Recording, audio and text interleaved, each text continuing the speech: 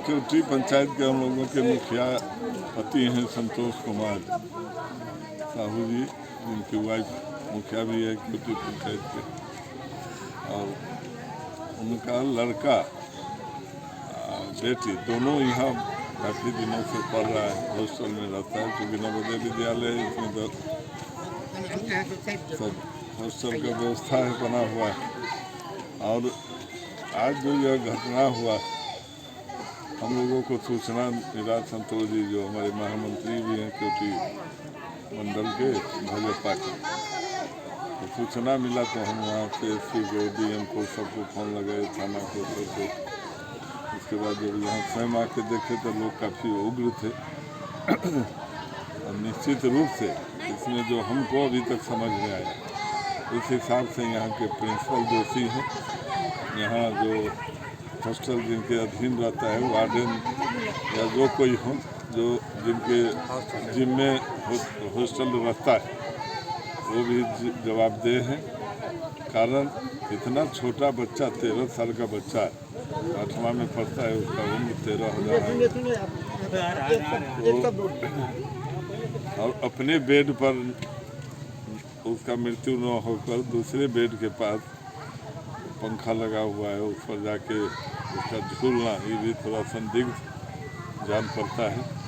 ऐसा लगता है कि किसी ने उसको बांध के उसमें लटका दिया है, हत्या की गई है।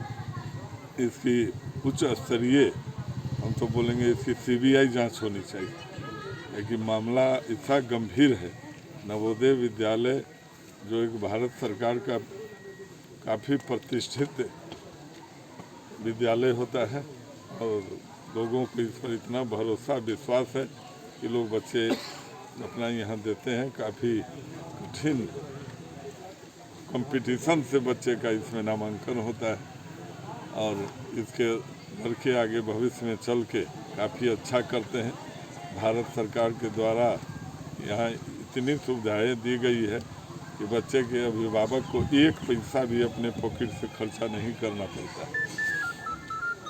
इससे भी इस स्कूल से काफ़ी शिकायत मुझे पूर्व में भी मिलता रहा है, लोग फ़ोन पर बताते हैं, खास करके यहाँ प्रिंसिपल के बारे में उन पर बहुत तरह का गंभीर आरोप लगाते हैं कि बच्चे को अच्छे से खाना नहीं मिलता है, नाश्ता नहीं मिलता है, जो लोग का डाइट है वो नहीं मिलता है।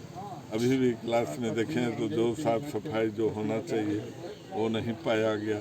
क्योंकि नवोदय विद्यालय के इस प्रकार का विद्यालय है, कभी हॉस्टल में मैं स्वयं गया था, उस बच्चे के रूम में दूसरे रूम को भी मैंने देखा है।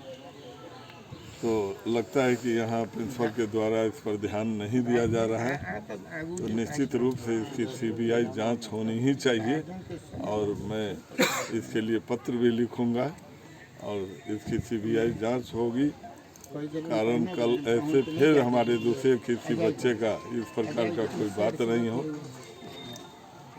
इससे पता चला है कि लड़के काफ़ी यहाँ रैगिंग भी करते थे, जिसकी शिकायत बराबर की गई प्रिंसिपल के पास भी, मगर प्रिंसिपल ने जब रैगिंग का उन्हें समाचार, चाहे उनको सूचना मिला, तो उस लड़के पर कार्रवाई क्यों नहीं हुई, चाहे उस लड़के का रूम क्यों नहीं बदला गया, ये सब संदिग्ध बात है।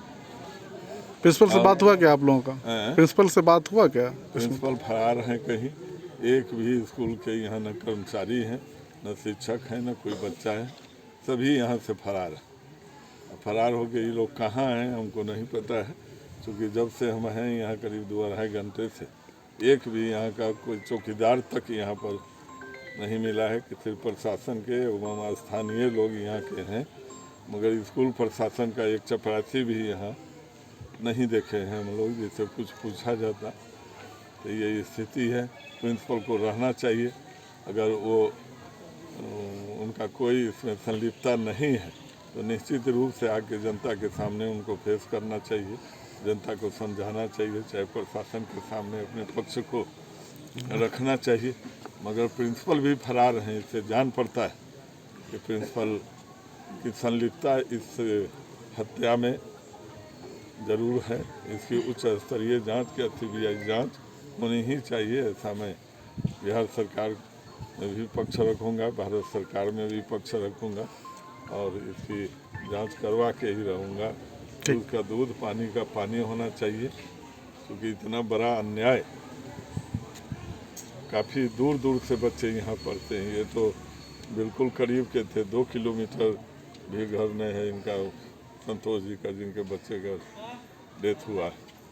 तो ऐसा क्या बात हुआ कि एक बैग वो आज हत्या कर लिया। 3 तारीख को स्कूल खुला है, अभी 4 दिन हुआ है।